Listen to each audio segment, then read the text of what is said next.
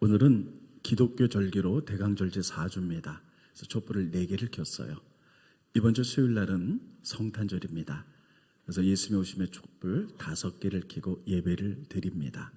촛불을 켜는 이유는 이 땅에 빛으로 오신 예수님 우리가 환영한 마음으로, 기다린 마음으로 촛불을 켜고, 동시에 다시 오실 예수님 우리가 촛불을 켜는 마음으로, 기다림으로 우리가 드리는 것이 대강절입니다.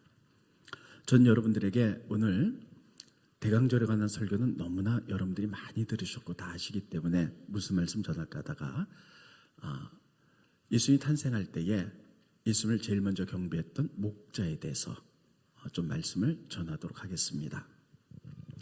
예수님이 베들레헴 마을간에서 태어나실 때에 한밤중에 베들레헴의 목자들이 양을 지키고 있었습니다.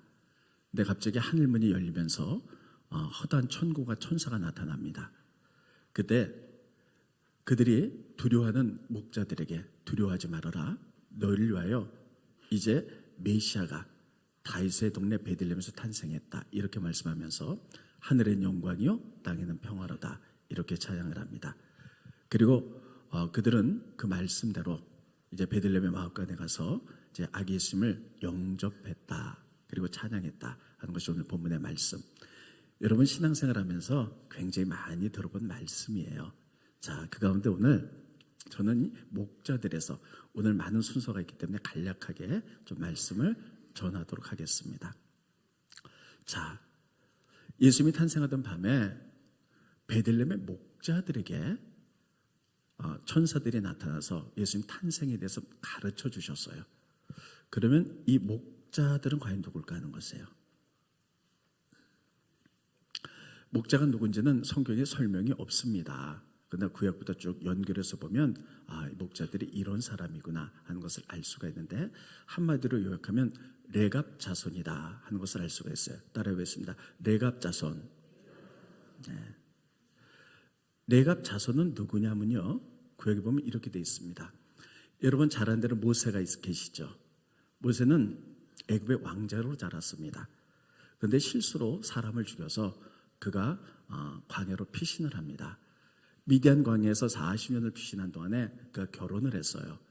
결혼해서 그 아이는 십보라입니다. 십보라의 아버지는 그 당시에 그 광야, 미디안 광야의 제사장 이드로입니다. 이드로는 바로 성경에 보니까 겐 족속이다 이렇게 쓰고 있어요. 스크린 보십니다. 네, 사사기 1장 16절에 보면 모세의 장인은 겐 사람이라. 자, 미디안 광야에서 살았던 겐 족속이죠. 이스라엘 민족도 12지파가 있어요. 마찬가지로 이 겐 족속도 밑에는 여러 자손들이 있었는데 그 자손들 가운데 하나가 레갑 자손이었어요. 그런데 그들은 광야에서 우상을 섬겼지만 모세 때문에 그들이 하나님을 알게 됩니다. 그리고 모세가 이스라엘 민족을 애굽에서 인도해내서 가나안 땅에 들어갈 때 성경에 보면 여러 잡족들과 같이 들어갔더라. 성경에 그렇게 기록되어 있어요. 그런데 분명히 겐 족속의 레갑 자손들도 모세를 통해서 하나님을 알게 되었고 그들을 권면하여 가나안 땅에 같이 들어가게 됩니다. 그래서 모세와 그의 그 장인뻘 되는 이들의 후손들 가운데 레갑 자손들이 같이 가나안 땅에 들어가요. 그들은 이방 족속이었지만 아주 신실하게 하나님을 잘 믿는 사람들이었습니다.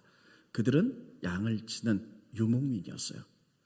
그래서 구약의 역사를 보면 여러분 이 레갑 자손들이 양을 치는 유목민이었어요. 그런데 그들이 이방이었지만 신실하게 하나님을 믿는 사람들이었습니다. 그런데 구약의 역사상 가장 나쁜 왕하면 아합이에요. 따라했습니다. 아합 왕이 이세벨과 결혼을 했죠. 제가 여기 써놓은 이름은 여러분들이 아셔야만이 성경을 읽는 데 큰 도움이 됩니다. 근데 이세벨은 바로 우상을 섬기는 여인이었어요. 그래서 아합 왕께 시집을 와가지고 하나님 믿는 사람들을 다 핍박하고 선지자들을 옥에 가두고 죽이고, 그래서 전부 다 우상을 섬기게 되었습니다. 하나님 그것을 그냥 보시지 않죠. 그래서 엘리야를 통하여 따르했습니다. 엘리야, 하나님의 살아계심을 나타내셨어요. 그 다음에는 따르했습니다. 예후. 네. 예후는 무사예요. 칼을 쓴 사람이죠. 군인이죠. 예후에게 이렇게 얘기했습니다. 예후야, 지금 이스라엘 민족은 하나님의 선택한 민족인데 아합과 이세벨이 우상을 섬기게 만들었으므로 말미암아 너는 칼을 들어서 이들을 진멸하라. 그래서 예후가 반란을 일으키고 칼을 들어서 이들을 진멸해 나갑니다. 그리고 그 다음에 예후가 왕이 되어서 하나님을 잘 섬기도록 그렇게 하나님 계획하고 계셨죠. 그런데 예후가 우상을 섬기던 아합과 이세벨을 칼로 진멸할 때 그냥 가지 않고요. 레갑 자손, 아까 얘기했죠. 레갑 자손의 그 가운데 가장 믿음이 좋은 그의 손자와 함께 특별히 칼을 가지고 아합과 이세벨을 진멸하게 됩니다. 스크린 보십니다. 열왕기하 10장 15절에 보면 예후가 거기서 떠나다가 자기를 맞이하러 온 레갑의 아들 여호나답을 따르시다. 여호나답, 여호나답, 레갑 사람이에요.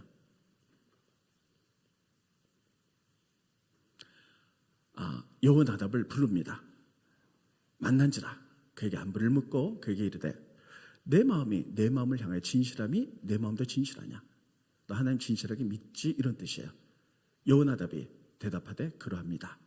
이르되 그러면 나와 손을 잡자 하니 손을 잡으니 예후가 끌어서 병거에 올렸어요. 넘겨주시고요. 이르되 나와 함께 가서 여호와를 위한 나의 열심을 보라 하고 이에 자기 병거에 태우고 사마리아에 이르러 거기에 남아있는 바 아합 왕에 속한 자들을 죽여 진멸하였다는 거예요. 여호와께서 엘리야에게 이르신 말씀같이 되었더라. 그러니까 여러분 하나님이 예후를 통해서 그들을 진멸하라 그랬는데 바로 레갑 자손인데 여호나답을 같이 가자는 거예요. 왜냐하면 그들이 신실했기 때문이에요. 그래서 여호나답이 같이 예후와 함께 아합 왕조를 진멸을 합니다. 그리고 예후가 왕이 되었어요. 그렇게 그들을 진멸하고 왕이 됐으면 하나님을 잘 섬겨야 되잖아요. 근데 예후가 왕이 된 다음에 하나님을 그렇게 잘 섬기지 않는 거예요. 그래서 레갑 자손 가운데 여호나답이 그것을 보면서 굉장히 실망을 합니다. 그래서 그들이 이렇게 얘기합니다. 자기 자손들에게 우리는 이방인이었는데 하나님을 믿기 위해 가나안 땅에 들어왔는데 그래서 이렇게 우상 섬기는 자들을 다 진멸하고 예후를 뒤를 따랐는데 예후가 하나님을 잘 섬기지 못하므로 우리는 이스라엘과 좀 떨어져서 우리들이 유목생활 하면서 우리가 하나님 잘 섬기자 이렇게 얘기했어요. 그래서 여호야답이 자기 레갑 자손 후손들에게 이렇게 얘기합니다. 앞으로 레갑 자손들 잘 들어라. 너희들은 술 먹지 말아라.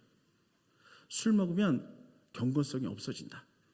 그리고 너희들은 집 짓지 말고 장막을 짓고 유목민 생활을 해라. 유목민은 이렇게 하잖아요. 여기 풀이 많으면 양을 먹인 다음에 다 먹으면 또 이렇게 옮겨가서 이렇게 얘기하죠. 자, 스크린 보시죠. 우리가 레갑 자손의 아들 우리 손자 요나답을 여호나답 이렇게 같은 이름이에요. 우리에게 명한 모든 말을 순종하여 우리와 우리 아내와 자녀가 평생 동안 첫째 포도주 마시지 말라 해서 술을 안 먹었습니다. 넘겨주시고요.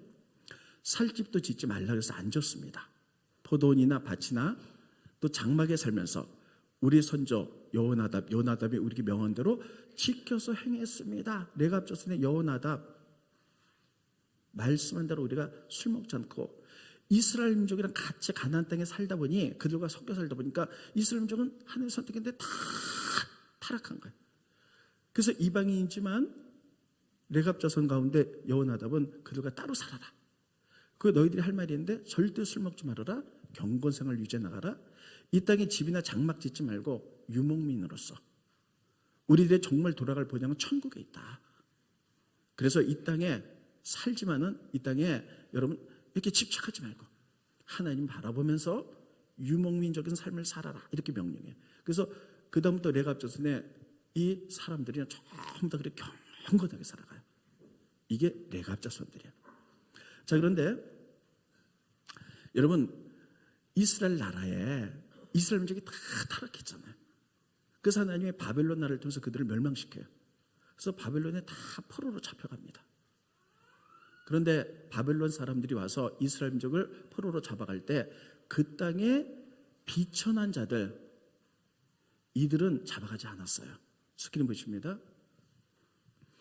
열왕기하 24장 14절에 보면 그가 또, 이건 바벨론 왕이 또 예루살렘의 모든 백성과 모든 지도자와 모든 용사 10,000명과 모든 장인과 대장장이를 사로잡아 갈 때에 비천한 자 외에는 그 땅에 남은 자가 없었더라. 그래서 비천한 자들만 가나안 땅에 남게 되었어요. 그 당시에 비천한 자들은 누구냐면요, 가난한 사람들, 그리고 양치는 사람들, 이런 사람들이 비천한 자로 여겼어요. 여러분, 우리나라는 지금은 평등하지만 옛날에는요 좀 천하게 여긴 사람들이 있었어요. 예를 들면 무당이나 또 백정들, 또 상놈들, 이런 사람을 천하게 여겼죠. 이스라엘 나라에서도요 이렇게 목자들을 굉장히 비천하게 여겼어요. 가난한 사람들을. 그래서 이런 사람들은 잡아가지 않고 그 땅에 남겨줬는데, 레갑 자손들은 가나안 땅에 살았지만 그들이 이 땅에 밀어두지 않고 술 먹지 않고 거룩하게, 그들이 검소하게 살았기 때문에, 또 양을 치는 자들이기 때문에 그들이 잡혀가지 않았다는 거예요. 그래서 하나님 주신 가나안 땅에 이스라엘 민족은 다 잡혀갔으나 레갑 자손들은 그 땅을 지키고 있었어요. 그런데 그들이 곳을 지켰는데 어디서 지켰냐? 그들이 모여 살던 곳이 어디냐? 베닥 게렘이라는 것이에요. 스크린 보십니다. 느헤미야서 3장 14절에 보면 분문은 베닥 게렘 지방을 다스리는 레갑의 아들 말게가 중수했다. 그러면 여러분, 레갑 자손의 아들들이 어디 살았냐면 벳학 게렘에서 살았어요. 따라했습니다. 벳학 게렘. 발음이 되게 어려워요. 뭐 베낙 게렘 이러면 추울 텐데 다시 한번 따라했습니다. 벳학 게렘. 어디라고요? 제가 혀가 짧아서 그런지 이게 발음이 벳학 게렘에서 살았는데, 구약의 벳학 게렘의 지명은요, 여러분 지금은 어디냐? 이게 바로 베들레헴이에요. 우리나라가 옛날에 수도를, 지금 서울을 한양이라 그랬잖아요. 이런 식으로 구약에는 벳학 게렘이 지금의 비천에 사는 사람 베들레헴 주변이에요. 여기서 살았단 거예요. 이들은요 이방인이었어요.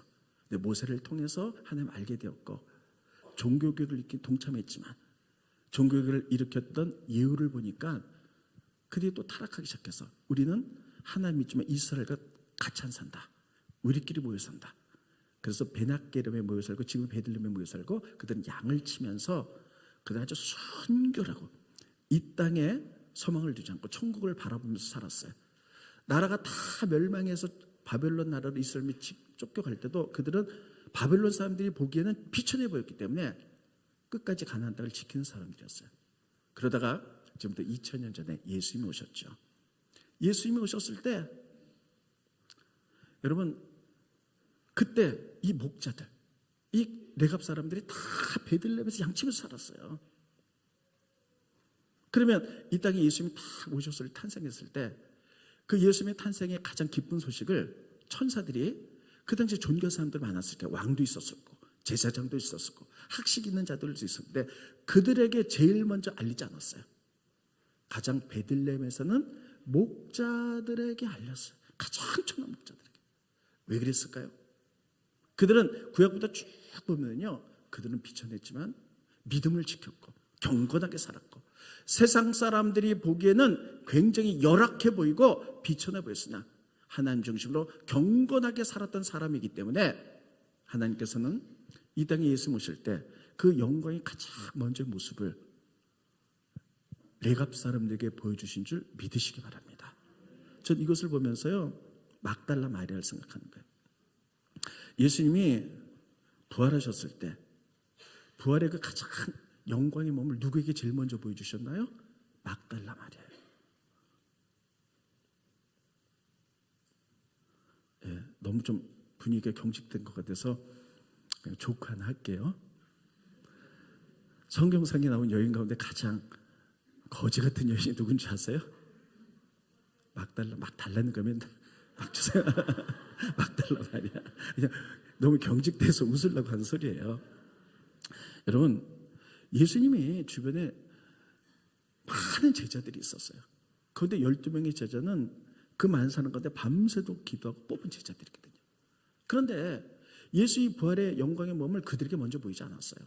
왜냐하면 그들은 예수님 십자가 달려 돌아가실 때 자기들이 예수님을 안다 그러면 불이익을 당할까 봐 다 도망갔어요. 그러나 가장 비천했던 여인 막달라 마리아는 전설에 의하면 먹을 파는 창기였다 그래요. 근데 이 막달라 마리아가 예수를 믿고 구원받은 너무 기쁨이 감사해서 그는 예수님 가는 곳이면 어딘지 쫓아갑니다. 예수님이 십자가 지셨을 때 그 십자가 자리에 제자들은 다 도망갔으나 그거를 지키는 거예요. 예수님이 무덤에 들어가셨을 때 그 무덤을 끝까지 보고 지켰던 사람이 막달라 마리아예요.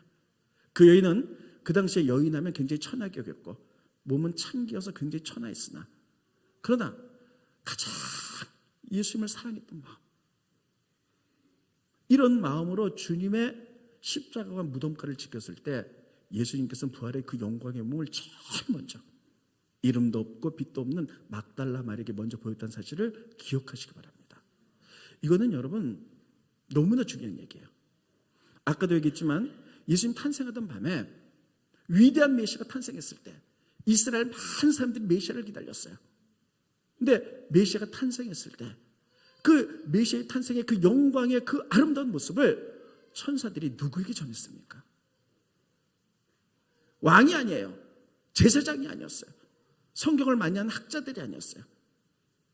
가장 비천해 보였지만 그들은 이방인이었으나 오랫동안 믿음을 지키기 위해서 이 땅에 소망 두지 않고 경건하고 깨끗하게 정결하게 살았던, 거룩하게 살았던 세상의 모든 사람들이 눈여겨보지 않았지만 믿음으로 썼던 그들에게 하나님 천사를 통해서 예수님이 이 땅에 태어난 영광을 먼저 경험하게 하셨던 사실이에요. 또 예수님이 부활하셨을 때도 부활의 가장 아름다운 그 영광을 제자들에는 끝까지 예수님을 사랑했던 막달라 마리아에게 보이셨던 사실이에요. 여러분 지금 대강절이에요. 아까 대강절 설교했죠? 우리가 촛불을 켜는 마음은 이 땅에 오셔서 빛으로 오셔서 우리를 구원하신 예수님을 환영하는 마음도 있지만 동시에 다시 오실 예수님, 그것을 우리가 촛불을 켜는 마음으로 기다리는 거예요. 그러면 예수님은 분명히 다시 오실 거예요. 언제 올지는 알 수 없으나 재림하실 때 그 재림의 그 기쁨의 영광을 누구에게 제일 먼저 알려줄까? 하나님이 목사님일까? 그랬으면 좋겠어요. 장로님일까? 신학자일까? 그랬으면 좋겠어요.